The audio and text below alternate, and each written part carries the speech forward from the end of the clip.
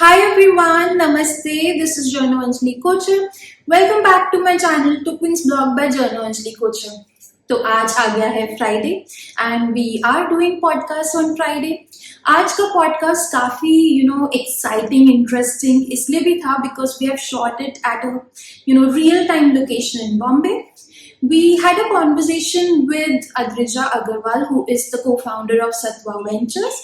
We spoke a lot about women in finance, women entrepreneurs, challenges what a woman faces as an entrepreneur, and how things can be changed in real time for women to understand or get that confidence in finance and investments. So I think it would be a really interesting conversation to definitely watch for. So let's just get started. In the very beginning, you mentioned that in the school or in college, we always see that first graders are always women, right?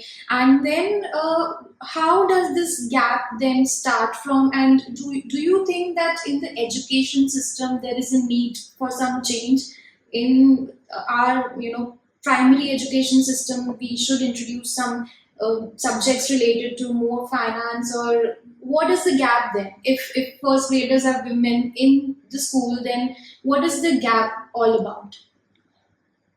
I think that there's a function of two things. One is that our education system, however good it might be, I think sometimes it lacks to teach practicality. So, like I see when I hire people, they don't know Excel or they don't know how to use Excel. It's not complicated, it's as good as using as a calculator. But these are skills that have to be taught in school from a very young age. And while we focus so much on the curriculum aspect of things, we forget that these are life skills that should be focused on for a child. I'm not even saying a boy or a girl, to excel in his or her life. To learn Excel, to learn how to save, to learn how to grow from level 1 to level 2 to level 3, and what skills do they require. I think these are skills that have to be inculcated, whether it's at home or whether it's at education, or whether parents should be told that we recommend this program to be done apart from school. Why don't you try this with your child? Because that's what will take them after school or after college to that workforce. Because I remember when I joined from college into the workforce, there are a lot of things I didn't know. And there are a lot of things I knew which were not necessary. But I think that bridge to happen, or that bridge from school or education into the workforce, those are some skills that everyone should learn. Practical aspects of using a credit card, setting credit card. There are a lot of things that we take for granted and we learn along the way. And nowadays children are so exposed to laptops, phones, etc. There's a lot of distraction. So what is actually essential should be taught or should be inculcated. I don't think it can be taught, but it has to be inculcated in the process of education or turning into from your formative years into an adult. So that I think is the most important thing that is currently, I wouldn't say lacking, but can be improved into the education system. Right. And the second thing I think is conditioning. That you're meant to do only this kind of work. This kind of work is not meant for you. And that's more society that puts it to you. Right. I'm reading this book right now. It says at the age of 10, you start to comprehend and start to put yourself into cages. Or you start to fit into a box because you start to comprehend a lot of things. This is what is meant for a boy. This kind of role is meant for a girl. I think that conditioning is not important. I think when we live in a free world, one should be given the choice that these are the opportunities available for you, and this is how you should, if you want to go from point A to point B, these are what the steps you should take. It doesn't matter what the gender is. Right. So I think that will really help in the next couple of generations of women to learn from each other. and to grow. And I think the third most important thing for me is that when we were growing up, we have limited role models. When the next generation grows up, I think when my kids grow up, they'll see a lot more women working in the workforce. Then I saw my mother working, so I was so inspired to work. When they see me working, I hopefully think that they are inspired to work. And when you see a generation of people or a plethora of people around you, I think the entire generation progresses. Okay. This brings me to the point of role models.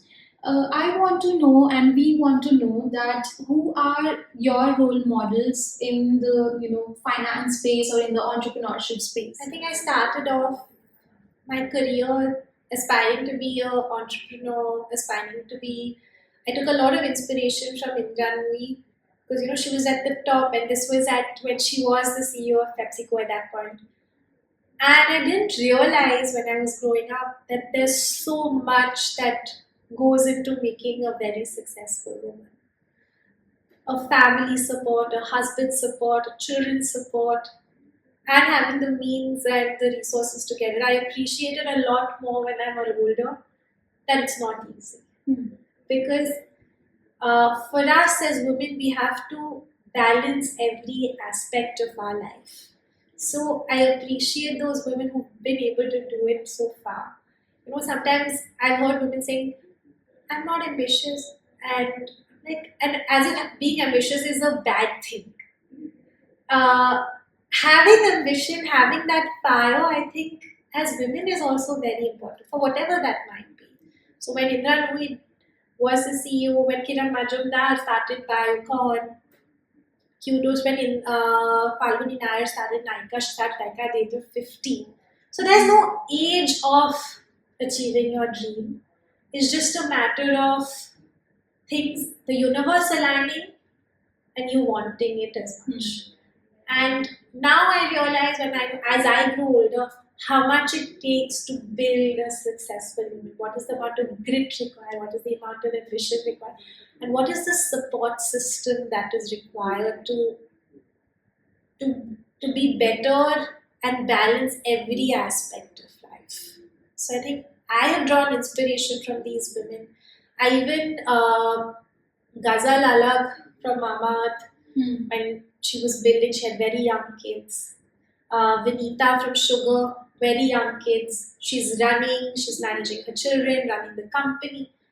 You don't appreciate it enough when you're younger, but as you grow older, you realize how much it takes to be at that level and how many things have to align for you and how much you wanted it to be. When we talk about role models, so do you have a particular, quote or a particular incident that really inspired you coming from your role models you just mentioned? A particular quote or I really liked Indra Nooyi's book. I've seen a couple of snippets of some of the videos that she talks about, and she says, your career clock and your bio clock is always going to be at a fight with each other. But you have to realize what is important when. And you have to do the best at that particular time. And I think in one of the videos she said that I am the CEO of Pepsi, but when I come home, I shave those layers off and I'm just a girl taking care or a lady taking care of my kids or my husband or my family. And I think it's important that we transition from one role to the other. Instead of fighting it, I think if we embrace it with love and with grace, it will be a lot easier for us to be successful. Right. Do you think that keeping the parameters of age, or let's say if someone is married or unmarried or single, or for that matter privilege, if we keep all these factors aside, can any woman become an entrepreneur, a successful entrepreneur? I think so. In today's day and age, it's extremely possible. I think 20 years ago, it would take. I'm not saying it was impossible, but it would take a lot more time. But today, we have so many entrepreneurs, women entrepreneurs who build their companies from scratch. Whether it is Vinita who quit her company or quit that job of 1 crore rupees, I remember her saying, and then started Sugar with her husband. Whether it was Ghazal who's was a founder at Traya, who was raising capital when she was pregnant.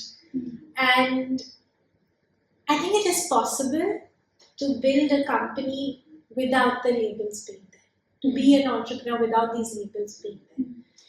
Maybe 10 years ago, it would take a lot longer. But now with external capital, with this whole push about women supporting other women to come forward, to speak for themselves, and having this whole ecosystem, it is tough. I'm not saying it's not tough still. It is tough, but it is possible. But for me, it's the most important thing is that you should want it the most. And the reason why one is doing it is for yourself. I think what has helped me be where I am today or where I see myself at 40 or at the next few years, every single point in my career, I've always asked the questions that when I started off in real estate, there were hardly any women. There still are hardly any women. But I knew that you can learn the business, but if you have the right questions to ask, because nobody is born knowing how much steel it takes out with those technicalities, but it is important that your fundamentals are right. That I knew that the student housing business in India will do well because given what I'd seen in the UK when I was studying there. So why was that model not successful in India or not implemented in India? I didn't have an answer, but I did ask. But now we have so many co-living companies around us that are trying to implement or have the same model that exists in the UK for many, many years. So at every single time, I've always prioritized that what can we learn out of the West? What can we learn from someone else's experience that we've not done so far? What kind of new business or business opportunities that exist in the market? As well as ask those questions to the right people. So that you get to learn from each other on what is there next to come. Right.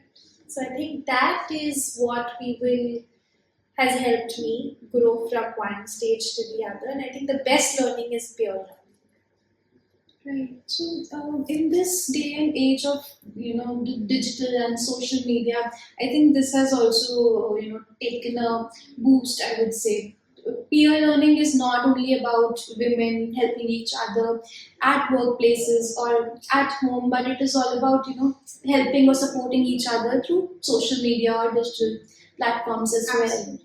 So now when you spoke about women in real estate and you mentioned that there are hardly any women in real estate, why do you think that there is a gap there? I think that a lot of conditioning, a lot of people say women don't go to site, women don't do this or can't do this. Yes, there is a physical aspect of a man, there is a physical aspect of a woman. But I think all other aspects of life that, yes, you can't lift the rock and you can't lift the Ita and barrel, but I think you can do that now. Yes. You can do that. Absolutely. You can do that at any point. But there is a lot of conditioning. And then there were roles assigned for industry. We see a lot more women in marketing, but then we don't see them in finance. We see a lot more women in HR, but we don't see them in other aspects of in other verticals within a company. But slowly it will start to bridge. In real estate, I think it's the nature of the business that has caused this. But there are a few examples that have been successful. I think women in real estate has been far and few because of conditioning and societal conditioning. I think we saw a lot more role models 20 years ago, and that's why roles were defined. Now, I think 20 years later, or maybe the next 10 years, we've seen a remarkable boom in real estate. that will also get a lot more women more excited to be in this industry. Um, and it is not so technical as it seems. Real estate is what a lot to do with aesthetics, a lot to do with how a building looks and how a building interior should look, how the facade should look. Yes, there's a lot of technical aspects of it, which can be learned on the job, and and there are teams that can teach you to learn these jobs. But I think going forward, aesthetics is what I think a woman is born with. You know what you like and you know what you don't like. But when we see a lot more role models in this industry going forward, I think there will be a lot more women that will come in. Absolutely. Now, when we talk about women in real estate, let's get back to the challenges that women entrepreneurs in general face. I think one is this conditioning or the labeling. Are you married? Are you unmarried? Do you have children? Do you have a family? I mean, if these questions are not asked to a man, then why ask it to a woman? Right? It doesn't matter. And producing babies or having babies is a part of the universe. I mean, one can't be punished for having them. Right. And when we want babies, and the entire ecosystem, whether it is the father or the mother, both have to bring up the child together. And both have to support each other's career. I think it's very important to have a very strong support system and a very strong family. I've been fortunate that my in-laws have been very supportive, my husband has been very supportive, my parents were very supportive. But I understand that not everyone has and shares that privilege, and I don't take that very lightly. But that being said, these are challenges that I think every woman faces, and you have to be earning, if you be an earning member of the thing, and if my husband earns more than me, or contributes more, then naturally I'm supposed to sit at home or take care of the family, because that's also important. But if one develops or acquires the skill sets that, whether it's investing or whether it is a technical like coding, or whether it is learning about new things, even being an influencer, you open up another income for yourself and your family. And once that happens, and once that money keeps coming, then your family is a lot more fortunate, you have a lot more means. And that brings a financial freedom. That brings a financial freedom not just for yourself but for your family. Your family sees that you're a lot more productive outside, so bahar jaake kaam kar. I think those are the challenges that women have faced in the past, because it's not easy bringing up a family or bringing up a child, as well as managing work, as well as managing social life, all of that. And I think once that changes, it'll be a lot easier. But the fourth thing I want to come at is the ecosystem. I think if we say that she's 29 years old, uski shadi ho jayegi, and then she may not get, like, those biases have to reduce. And once those biases get reduced, it'll become a lot more productive for a woman to be in the corporate world.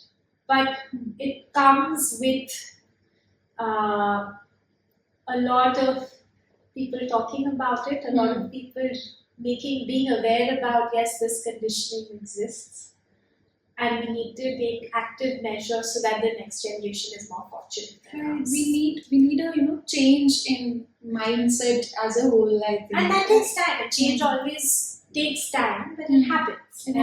It happens. And I think those challenges, and maybe shed those layers of biases, that she can also do it and so can he.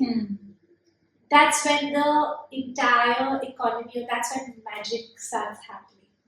Absolutely true. So now let me come back to your role at Satwa.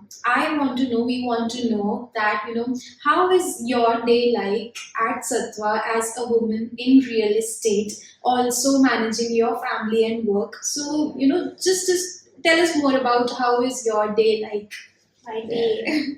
So I typically start my day at about 6:45, quite an early riser. I journal in the morning, plan my day, and usually write about what I was grateful for the previous day, and then hit the gym at about 7:30 for an hour because you have to get that dopamine and that serotonin in the morning. I spend time with my family and leave for work. I think during the work part of it is like one calendar event to the other, whether it is Bombay real estate, whether it is a family office, whether it is Taj that is being constructed in Bangalore. It just takes up the whole day, and then it's already 6:37. That's when I typically wrap my day. Weekdays I don't tend to go out. I like to eat home food, read a book by like 9 to 10, and like by 10:30, 11 go to sleep. Watch a TV show if possible. My husband and I watch a lot of TV shows, and there's one TV show that we'll always watch together. So we watch that and then we sleep, and then again the next day it comes on. And on the weekends we go out, and we go out on Friday, Saturday. We like our social life, but we like our family life also a lot. That's lovely. So, lastly, I would want to, know, and you want to know what are the books you're reading right now, and what are the books you're going to recommend to all the women entrepreneurs out there. Okay, great. So one of the book I recently finished is by Oprah. It's called What I Know for Sure. So Oprah as a personality has taken so many interviews across the decades. She's met so many people, and she writes a column called What I Know for Sure. And that is perhaps an amalgamation of how many people she's met and what she knows about joy, what she knows about resilience, taking snippets from her interviews, her personal life, and to become who she is today. And we know Oprah is this magnanimous personality, but there are a lot of little things that she writes on this book about joy, about happiness, about courage, which I think every woman should read about because we think we are going through this problem, but a lot of people who we may not know will be going through a similar phase in life. So reading helps you break that bias that I'm the only one that this has happened to. So, and it helps to open that mindset that this is also a way to look at it. So I think I do recommend reading What I Know for Sure. Currently I'm reading a book called Untamed. It's by Glennon Doyle. It's about how we as women are put into boxes or put into, there's a lot of conditioning that comes in. And when we shed those layers and why we have those layers, how have we inculcated it from, like I said, the age of 10? And how has that changed our personality? We don't know. Right. What instances have brought us to who we are as people? There can be a lot of subconscious things that can be going on. So just identifying those realities or those behaviors or those triggers can help us become better than what we are. I think that's what the book talks about. What would you do when you're out in the wild? When there is no, when you're in a jungle, but we're not in a zoo anymore. We're in a jungle. We're out in the open to fetch for ourselves in the wild. There's no taming that happens. And I think as women, we go through a lot of taming. आप ऐसे बैठो, आप ऐसे बात करो. So I think these are also important to understand and to why we have what we have and who we are today and who we would like to become. Right. So lastly, just wrapping up the podcast, this wonderful conversation with you telling us or the women out there 3 things that they should have in them to become an entrepreneur. The most important thing, firstly, is grit. I think grit is more important than anything else. Secondly, is hard work. To My dad always tells me there's no success without hard work. You have to be hardworking when you're in school, when you have to be in college, when you have to be working, when you're a mother. Every aspect of your life is hard work. And third is courage. I think have the ability to speak up, to have a voice and have an opinion no matter what the world thinks about you. But it's important to have that voice and that opinion and not suppress it. Wonderful. I think it was uplifting for me as well and for all the women out there. Thank you so much, Adrija, for joining us today. And thank you for this wonderful Thank you conversation. so much for having me.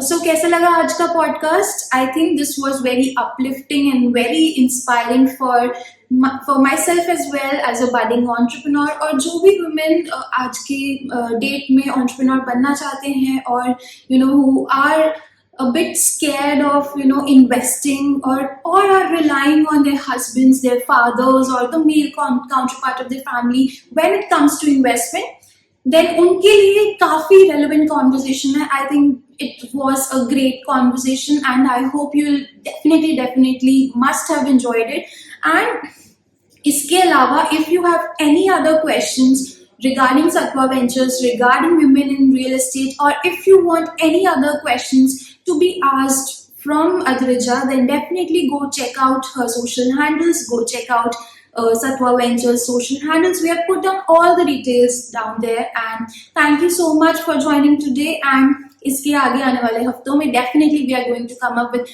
more interesting conversations. And thank you so much. Bye bye. Namaste.